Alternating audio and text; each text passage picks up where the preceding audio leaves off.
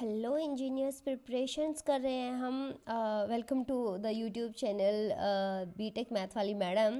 हम प्रिपरेशन कर रहे हैं बच्चों गेट 2024 जो फैब में होने वाला है। पेपर 4 फैब से शुरू हो जाएंगे आपके। हमने क्या किया, टारगेट शुरू किया बच्चों के 15 दिन में हम पूरा इंजीनियरिंग वाला मैथ कर देंगे सारे बीटेक वाले बच्चों के लिए। ऑल स्ट्रीम्स के अंदर है, चाहे आपकी ब्रांच जो भी है। आपका ये जो पोर्शन होता है मैथ वाला, ये हर किसी में आता है। 10 to 15 मार्क्स आपका स्कोर करता है। तो इसके अंदर वही मैथ आपका होने वाला है विद प्रीवियस ईयर क्वेश्चन। ठीक है, उनके सॉल्यूशंस करवाएंगे। फर्स्ट वीडियो जो मैंने डाली थी बच्चों वो थी कुछ क्वेश्चंस के लिए, और अब जो मैं डालने जा रही हूँ वो है उसके बारे में, उनके कंसेप्ट्स के बारे में। और कंसेप्ट भी किस टॉपिक के बारे में बच्चों, मैट्रिसेस एंड उसकी प्रॉपर्टीज़, इसके बारे में हम करने वाले हैं, जो कि आपको डिस्प्ले पे नज़र आ रहा होगा। भाई मैट्रिक्स उसकी लीनियर अलजेब्रा का टॉपिक होता है बच्चों ये, क्योंकि 12th में ही आता है, उसके बाद ग्रेजुएशन में जाके लीनियर अलजेब्रा आ जाता है, जो कि आपको इतना डिपेंड नहीं पता होता है, बीटेक वालों को नहीं करवाया जाता है। और प्रॉपर्टीज़ ऑफ मैट्रिक्स करेंगे, उसके अंदर डिटर्मिनेंट्स करेंगे। ठीक है, तो पहले हमारा फोकस है इनकी कुछ प्रॉपर्टीज़ जान लेना। देखो सबसे पहले हमारे पास क्या है भाई, मैट्रिक्स क्या होती है। मैट्रिक्स आप सबको पता है, इतना डिटेल में मैं नहीं करवाऊंगी क्योंकि बहुत टाइम वेस्ट हो जाएगा। मैं आपको फटाफट से उसके टाइप्स बता देती हूँ। भाई उसका एक ऑर्डर होता है जो कि मैंने यहाँ पे मेंशन किया है। ठीक है, आप देखते रहना, ये है उसका क्या है, ऑर्डर होता है। और जब एक ही कॉलम नज़र आए आपको, और रो देखो, रो कितनी भी हो सकती है, रो कितनी भी हो और कॉलम एक ही नज़र आए तो उसको बोलेंगे कॉलम मैट्रिक्स।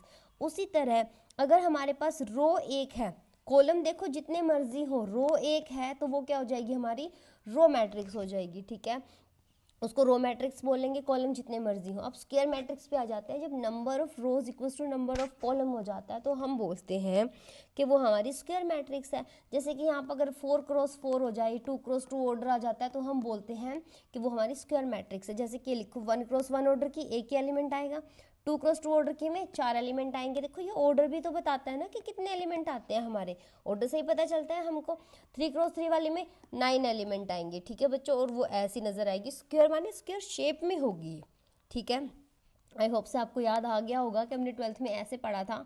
उसके बाद आ जाते हैं डायगोनल मैट्रिक्स पे। वो कैसी होती है बच्चों, डायगोनल मैट्रिक्स का मतलब है having non zero diagonal element. जैसे कि आपको ये एग्जांपल नजर आ रहा है, इसके अंदर क्या है बच्चों, इसके डायगोनल पे जब आप देखोगे आपको नॉन जीरो एलिमेंट नजर आ रहा है, पर जो नॉन डायगोनल एलिमेंट है, देखो नॉन डायगोनल, ये ना मैथ वाले डीप में पढ़ते हैं, पर आपके लिए इतना सफिशिएंट होगा बच्चों कि जो नॉन डायगोनल, ये देखो ये एलिमेंट, ये सब जीरो होने चाहिए, वो डायगोनल मैट्रिक्स होती है। अब आप कहोगे इनका काम क्या आने वाला है, ये बेसिक है, आपको हर जगह पे काम आएगा। ठीक है, पर क्या होने वाला है देखो। अब आ जाते हैं नेक्स्ट पार्ट पे, जो कि है स्केलर मैट्रिक्स हैविंग। अब स्केलर मैट्रिक्स क्या होती है बच्चों, वो होती है जो डायगोनल एलिमेंट्स इक्वल आ जाए। देखो इसके अंदर ज़्यादा फर्क नहीं है, डायगोनल कहते हैं नॉन जीरो एलिमेंट हो डायगोनल पे, स्केलर कहते हैं जो डायगोनल है उसके ऊपर सेम एलिमेंट आए वो स्केलर हो जाएगी।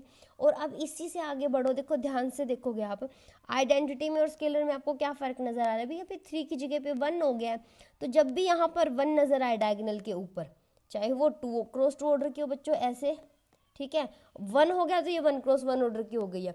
अगर आपको 4x4 की लिखनी हो तो 1 0 0 0 0 1 0 0 0 0 0 1 सॉरी 1 0 0 0 0 1, ये हो जाएगी 4x4 ऑर्डर की मैट्रिक्स। ठीक है, तो ये हमारी क्या हो जाती है, आइडेंटिटी मैट्रिक्स होती है। और जब स्केलर, ये देखो डायगोनल एलिमेंट जो सेम आ जाते हैं पर वो 1 नहीं होते, तो उसको हम बोलते हैं स्केलर मैट्रिक्स। मेरे ख्याल से ये क्लियर हो गया। अगर जीरो मैट्रिक्स जिसके सब एलिमेंट जीरो हों। ठीक है, सो सिंपल, ये वैसे ही बता दिया, इसकी कोई ज़रूरत भी नहीं पड़ने वाली है हमें। ये था मैट्रिक्स के बारे में कि मैट्रिक्स कौन कौन से टाइप की होती है, हो सकता है आपके क्वेश्चंस में काम आ जाए। तो उसके बाद आ जाते हैं बच्चों एक प्रॉपर्टी के ऊपर, property is transpose of A matrix. ठीक है भाई, ये देखो इसके अंदर आएगा, आपको विजिबल हो गया होगा, ठहर गया पे जब देखो, ट्रांसपोज लेना है हमें मैट्रिक्स का, ट्रांसपोज लेना है।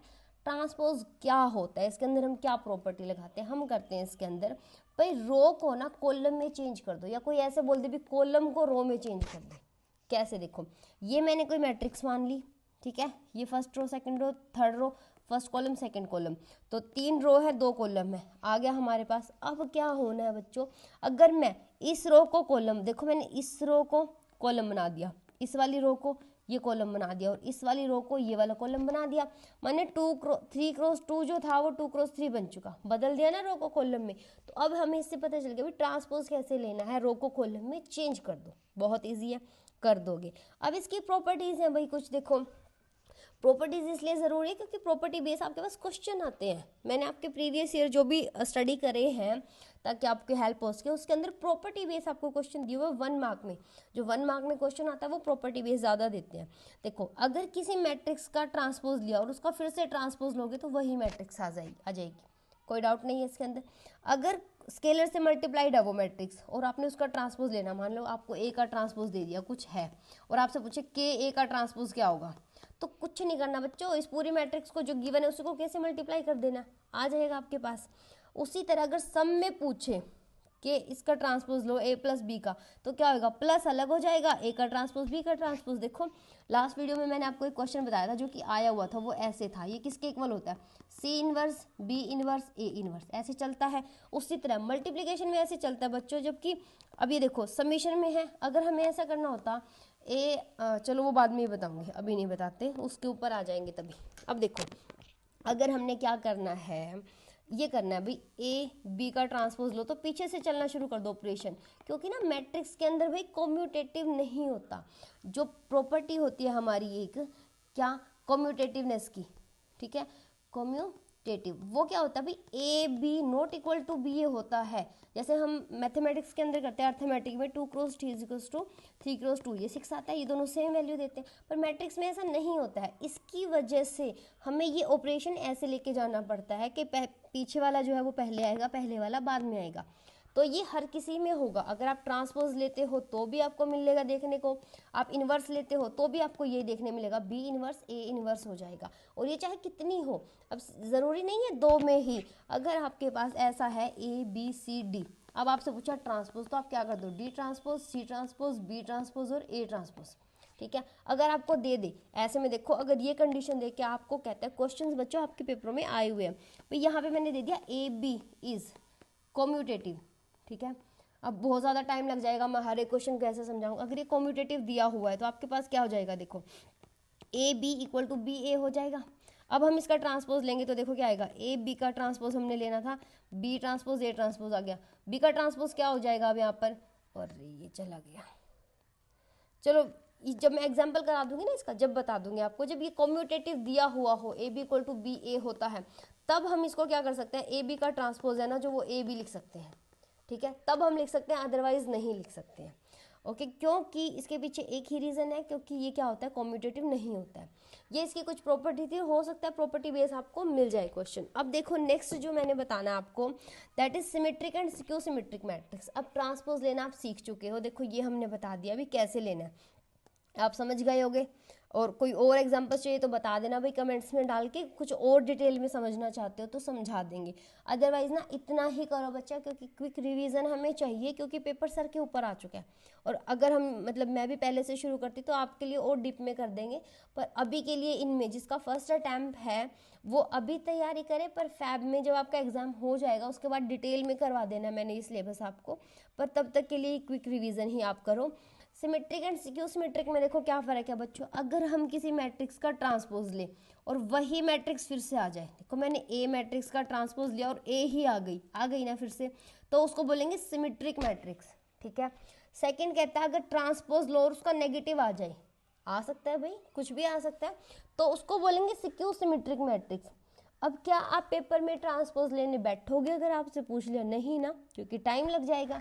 अब हमें क्या करना भाई, हमें कोई मैट्रिक्स देखते ही ये 2 मैट्रिक्स आपके पास और अगर मैं पूछूं इनमें से कौन सी which one of the following is symmetric and skew symmetric, तो आप कैसे बताओगे। देखो आपको सबसे पहले क्या करना है, सबसे पहले आपकी नज़र मान लो इसके ऊपर पड़ती है, ठीक है, तो आप क्या देखोगे भाई डायगोनल के एलिमेंट तो 0 दे रखे हैं और ये है एक दूसरे के नेगेटिव, देखो ये वाला इसका नेगेटिव है, ये वाला इसका नेगेटिव है और ये वाला इसका नेगेटिव है ना, एक दूसरे के नेगेटिव हैं, तो क्या होगा, और डायगोनल के एलिमेंट 0 है। जब भी आप डायगोनल के एलिमेंट 0 देखो तो आप झट से स्क्यू सिमेट्रिक पे पहुंच जाना, क्योंकि यही वो मैट्रिक्स है जिसके डायगोनल पे 0 एलिमेंट होते हैं, ठीक है। उसके बाद आप अगर सिमेट्रिक पे आ जाते हो तो क्या देखने को मिलेगा आपने, ये वाला जो एलिमेंट है इसके कोरस्पॉन्डिंग ये दोनों सेम दिखेंगे, ये वाला जो है वो इसके सेम दिखेगा और ये वाला जो है वो इसके सेम दिखेगा। अगर ये ऐसा दिखता है तो आप बोलोगे कि वो सिमेट्रिक मैट्रिक्स है।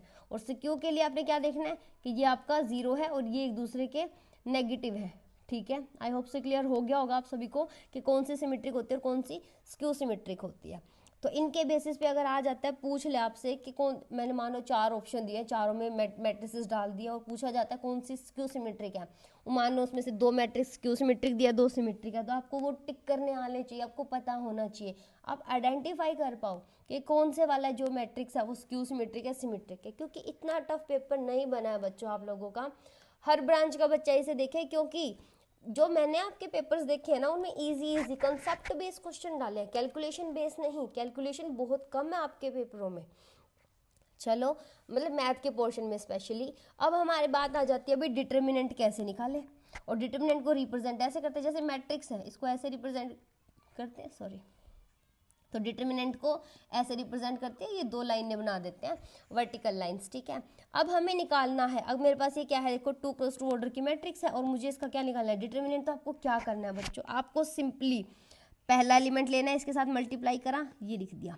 माइनस लगाना है, ये वाला एलिमेंट इससे मल्टीप्लाई करना और यहाँ लिख देना, लिख दोगे, हो गया। किसका हुआ, 2 × 2 ऑर्डर वाली मैट्रिक्स का हो गया। पर अब हमें जानना है 3 × 3 ऑर्डर की मैट्रिक्स और इसका डिटर्मिनेंट कैसे निकाल लेंगे, तो ये बहुत ज़रूरी है बच्चों। अब ध्यान से देखना, ठीक है, ध्यान से कैसे देखोगे आप मैं आपको बता देती हूँ। देखो सबसे पहले आपके पास एक रूल है, क्या, प्लस माइनस और प्लस, ठीक है, ये यूज़ करना। डिटर्मिनेंट के लिए सबसे पहले आपको 3 साइन याद रखने हैं, डिटर्मिनेंट निकालना सिखा रही हूँ क्योंकि आ सकता है, इसके प्रॉपर्टीज़ भी आगे करवा दूंगी। देखो सबसे पहले आपने इस एलिमेंट को लिखना है, ये आपने लिख दिया यहाँ पर, ठीक है। अब आपको क्या करना है बच्चों, आपको करना है क्या, इसकी रो को छोड़ दो, इसका कॉलम छोड़ दो, छोड़ दिया। अब आपने देखा कि आपके पास ये 4 नंबर बचे हैं, आपके पास ये 4 नंबर बच गए हैं। अब आपने क्या करना है, इनकी मल्टीप्लाई करो, माइनस में इनकी मल्टीप्लाई, ये लिख दी, A2 2 A2 3 3 और यहाँ पर इन दोनों की माइनस यहाँ पे लिख दिया है मैंने। अब आपने क्या करना है, ये वाला जो नेगेटिव साइन था ये यहाँ लगाया, ये पॉजिटिव था इसके साथ है, रिप्रेजेंट करने की ज़रूरत नहीं है। अब आपको क्या करना है बच्चों, देखो अब, और no no no no no no, चलो ये नहीं करते हैं। अब देखो आपको क्या करना है, इसी से यूज़ कर लेते हैं। देखो अब इसका ऑपरेशन हमने लगा दिया, ये रहा। अब हमने लिखना है A12, ये हमने यहाँ पे लिख दिया, माइनस ये लिख दिया हमने, इसके अंदर कोफैक्टर की वजह से बनता है बच्चों, ये होते हैं -1 m + n, ये आपके काम नहीं आएगा। मतलब ये जो इसकी पोजीशन होती है 1 + 2 कितना होता है 3, -1 की पावर 3, तो -1 आएगा तो -1 ये यहाँ लिखा जाता है। पर आप इतना डिटेल में समझ के कोई फ़ायदा नहीं है, जो पेपर ओरिएंटेड है वो करते हैं। तो प्लस माइनस प्लस याद कर लो, अल्टरनेट साइंस, तो यहाँ प्लस था यहाँ माइनस, A12 लिख दिया हमने यहाँ पे, ठीक है। अब इसका कॉलम छोड़ दो, इसकी रो छोड़ दिया। अब देखो इस एलिमेंट को इससे मल्टीप्लाई किया और इस एलिमेंट को इससे मल्टीप्लाई किया और माइनस करके लिख दिया, ये रूल है। अब नेक्स्ट पे आ जाओगे, प्लस लगाओगे, ये हमने प्लस लगा दिया, ये एलिमेंट यहाँ पे लिख दिया। अब इसकी रो छोड़ दो, इसका कॉलम छोड़ दो, इसकी मल्टीप्लाई करो इससे, इसकी मल्टीप्लाई करो इससे और माइनस कर दो। ये प्रोसीजर लगाने से आपका डिटर्मिनेंट आ जाएगा। एग्जाम्पल मैं आपको आगे करा दूंगी, प्रोसीजर समझाना था क्योंकि और वीडियोस में हम क्या करने वाले हैं, इसके एग्जाम्पल्स भी करा दूंगी। पर ये था कि पहले कंसेप्ट बिना समझाए मैं एग्जाम्पल्स पे जाऊँ तो अच्छा सा नहीं लगता है, थोड़ा सा तो कंसेप्ट बताना बनता ही है बच्चों। अब इसकी प्रॉपर्टीज पे आ जाते हैं, डिटर्मिनेंट की प्रॉपर्टी क्या कहती है। और ये देखो जो सबसे पहले आपको प्रॉपर्टी नजर आ रही है ना, इसका क्वेश्चन तो मैंने पहले वाली वीडियो में करवाया भी है। अगर आपके पास क्या दे रखा है, कोई मैट्रिक्स ए दे रखा है, उसका डिटर्मिनेंट दिया है और आपसे पूछ ले के ए का डिटर्मिनेंट कितना होगा, तो कुछ नहीं करना, आपने के की पावर उतनी बाहर निकाल दो जितनी आपकी ऑर्डर की मैट्रिक्स है और उसके डिटर्मिनेंट से मल्टीप्लाई कर दो और आपका आंसर आ जाएगा। अब लास्ट वीडियो देख लेना, उसके अंदर क्वेश्चन है। और ये प्रॉपर्टी ना फेमस ही है, कुछ डिटर्मिनेंट के बारे में बहुत फेमस है, ये हर बार देते ही है। और ये क्योंकि आप जहाँ भी जाओगे ना, क्वेश्चन उठा के देखोगे, आपने जो पहले पेपर दिए होंगे, पहले AIEEE होता था ना, अब पता नहीं क्या नाम है इसका, यही है शायद से, क्योंकि उनका नीट वालों का चेंज हुआ है। नीट वालों को पहले वो बोलते थे ना, AI नहीं था कुछ इनका, भूल गई हूँ मैं क्या था। चलो देखो अब हमने ये प्रॉपर्टी बेस सॉल्व कर लिया था। जितने ऑर्डर की मैट्रिक्स है, देखो जितना ऑर्डर है ना उसकी के की पावर उतनी करके बाहर निकाल दो और उसका डिटर्मिनेंट ले लो। अब आप ए मैट्रिक्स का डिटर्मिनेंट लो या उसके ट्रांसपोज का, आना उसने सेम ही है, ये है डिटर्मिनेंट की प्रॉपर्टी। ए बी का डिटर्मिनेंट लेना है तो आप ए का और बी का अलग अलग से भी ले सकते हो, अगर आप मल्टीप्लिकेशन अवॉइड करना चाहते हो। जैसे कि आपको ए दे दे 1 2 3 4 और बी दे दिया आपको मान लो 3 4 5 6 और आपको कह दिया ए बी का डिटर्मिनेंट निकालो, तो ज़रूरी नहीं है कि आप इनको मल्टीप्लाई करो फिर निकालो, नहीं, इसका निकालो और गुणा कर दो, मतलब मल्टीप्लाई कर दो तो भी आपका आ जाएगा। ठीक है, उसके बाद है बच्चों, ये बहुत इंपॉर्टेंट प्रॉपर्टी है, बहुत ही ज़्यादा, और हो सकता है आपको किसी न किसी शिफ्ट में देखने को ज़रूर मिल जाएगी। ये कहते हैं भी डिटर्मिनेंट है अपर ट्रायंगुलर और लोअर ट्रायंगुलर। अब ये मैंने आपको नहीं बताया तो मैं बता देती हूँ। अपर ट्रायंगुलर लोअर ट्रायंगुलर वो होती है जैसे कि ये बनी हुई है, देखो यहाँ पे इनके ना डायगोनल ऐसे ये मैट्रिक्स बनती है ना, तो ये डायगोनल बना लो और एक ये बना लो, ये देखो यहाँ 0 0 0 मिलेगा, यहाँ 0 0 0 मिलेगा। ठीक है, तो ऐसे करके आपको ये मैट्रिक्स नजर आ जाएगी, यहाँ नहीं होगा। ठीक है, डायगोनल एलिमेंट देखो ध्यान से, जो ये डायगोनल एलिमेंट है ये, और इसके ऊपर देखो ट्रायंगल बन गया ना। इसी तरह ये लोअर ट्रायंगुलर भी बन सकती थी, जब ये नॉन जीरो एलिमेंट नीचे आ जाएंगे तो ट्रायंगुलर मैट्रिक्स ध्यान रखो, अपर लोअर भी नहीं पूछा जाना आपसे। अगर आपके पास ट्रायंगुलर मैट्रिक्स गिवन है और उसका आपसे डिटर्मिनेंट पूछे तो क्या करो, a into D into F कर दो। ठीक है, जैसे कि एग्जाम्पल मैं बता देती हूँ 1 2 3, पता नहीं क्या हो गया इसको, ये थिन क्यों हो गया इतना, देखो 1 2 3, वेट, ठीक है, अब देखते हैं 1 2, सॉरी बच्चों मैं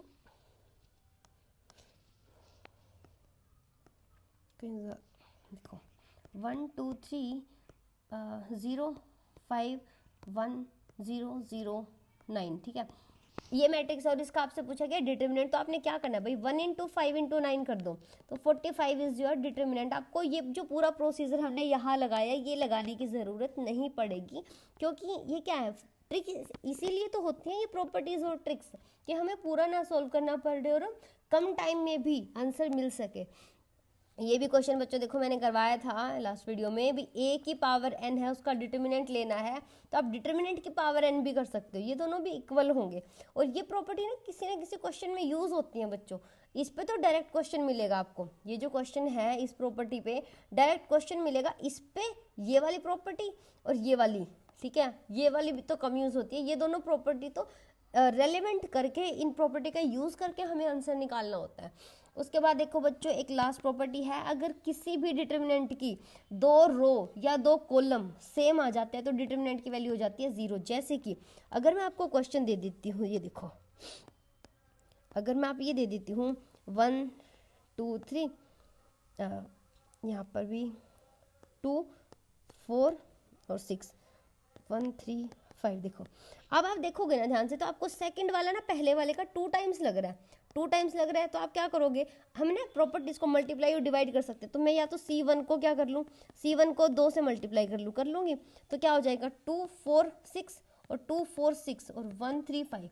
ठीक है, अब क्या होगा, इसका डिटर्मिनेंट आ गया 0, क्योंकि हमें पता है 2 कॉलम सेम हो तो 0 आएगा। उसी तरह ये मान लो बच्चों कि 2 2 1 है, 4 4 2 है, 1 3 6 है। ठीक है, अब आप देखोगे इसके अंदर तो आपको क्या नजर आ रहा है भाई, पहले वाली रो दूसरे वाली रो ये 2 टाइम्स है इसकी। ठीक है, तो आप इसको 2 से मल्टीप्लाई करोगे, दोनों रो सेम आ गए तो ये हो गया। अब आप कहोगे ऐसे कैसे मल्टीप्लाई कर दिया, तो हमने 12वीं में पढ़ा था बच्चों, आपको सिर्फ रिवाइज ही तो करना है हल्का सा भाई। हम किसी भी एक कॉलम को जैसे C1 ऐसे लिखते होते हैं, अभी KC1 ऑपरेट कर सकते हैं, RI करना होता है तो क्या कर सकते हैं, मान लो MRI करना, मल्टीप्लाई कर सकते हैं, प्लस में RJ कर सकते हैं, माइनस में CJ कर सकते हैं, I ऐसे होते थे ना, ऑपरेशंस लगा सकते थे डिटर्मिनेंट पे जब हमें सोल्व करके वैल्यूज निकालनी होती है, तो ये वही तो यूज होने वाला है हमारे पास।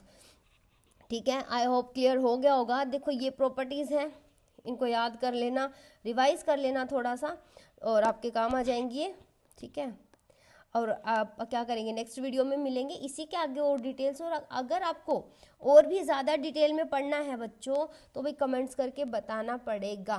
फैब में आपका पेपर होने वाला है। देखो बच्चों इसके लिए आपने क्या ही करना है, सिर्फ देखो यहाँ पर ये क्या है, फ्री कोर्स आपके पास, कोई चार्जेस नहीं लग रहे हैं। क्रैश कोर्स लगा लो इसको कि क्रैश कोर्स हो जाएगा आपका 15 से 16 दिन में, आपका सिलेबस मैं करवाने का वो दे रही हूँ भाई।